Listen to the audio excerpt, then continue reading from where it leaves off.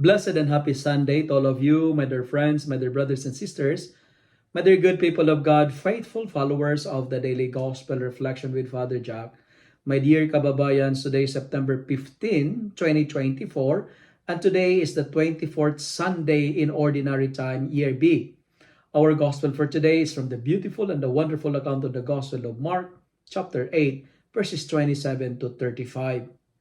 I would like to start in our second reading today as a starting point of my reflection. What James is trying to tell us of this statement, what good is it if you say you have faith but do not have works? The message is very clear. Live your faith, show your faith, execute your faith. Don't tell it, show it. Because doing is more powerful, more convincing than just merely saying it. Well done is better than well said. Remember that, my dear friends. Execution is better than any excellent theory. Doing is more powerful than planning. Don't do it. Don't just say it. Faith without works is dead. But the friends, my dear brothers and sisters, what our second reading is trying to tell us is this. It is not enough to say that you believe in God. It is not sufficient to confess that you are a Catholic, to profess that you are a Christian, but fail to live and show your faith. Remember, living is better than believing. And listen to this, my dear friends. If you are a Catholic by religion, Catholic by name, but you don't have any church affiliation, if you don't go to church on Sunday, what good is that? If you are Christian only by the mind, but your heart is nowhere to be found, what good is that? And that's the point of our second reading for today. When we say it, we need to prove it. Our faith must be accompanied by our works. There should not be a dichotomy between our mouth and our hands. There should not be a dichotomy between what we believe and what we feel. There should not be a separation between mind and heart. Faith alone is lacking. That's why Jesus, in today's gospel, is asking his disciples, who do you say that I am? Who do you say that I am?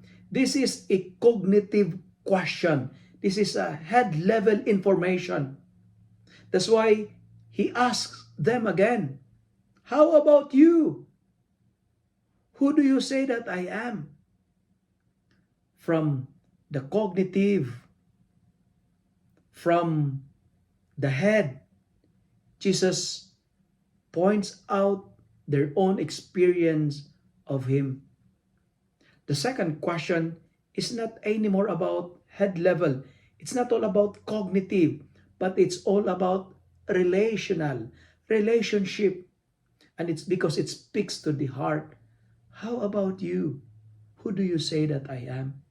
And the same question is Jesus is asking us today. Who do you say Jesus is? God does not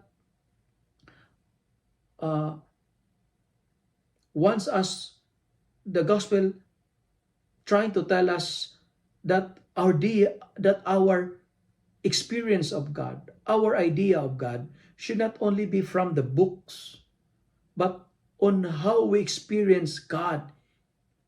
It's all about relationship.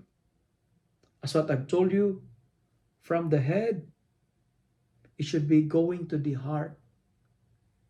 And Pope Francis has a beautiful line on this, and he said, let us not only be informative, let us not only be on cognitive, but let us be performative.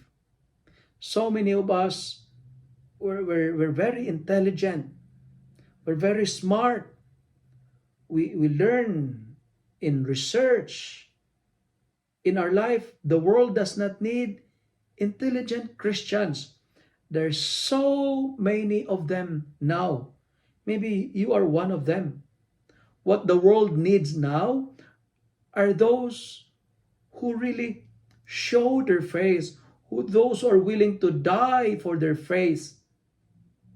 But the friends, show me your faith apart from your work, and I, by my works, will show you my faith, says St. James in our second reading. But the brothers and sisters, as what I've told you, and I have to repeat one more time, when you say it, do it. When you believe, show it. Well done is better than well said.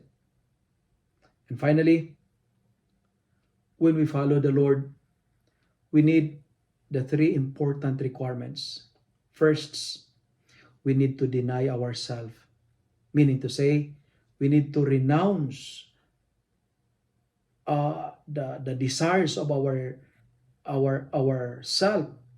Let us make ourselves a second option and let God be our priority. And after we deny ourselves, we have to take up our cross. To deny ourselves, we need to empty of the world and have to fill it with God. It's just like saying, no more selfie. Because most of the time, the focus is the self. Our self is not the Messiah. We have to deny it. And second requirement, take up your cross. Carry your cross. Do not choose your cross, but carry it. The cross is a blessing. It's not a burden. The cross is not a problem. It will lead us to glory. And my dear friends, remember, life without a cross is not a comfortable life.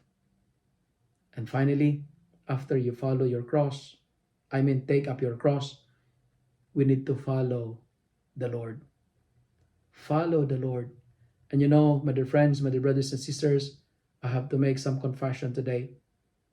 The most happiest moment of my life is when I decided to follow the Lord. If you love and like this reflection, kindly share it with your friends, share it with your family, make the Word of God viral so that many will be blessed. Amen.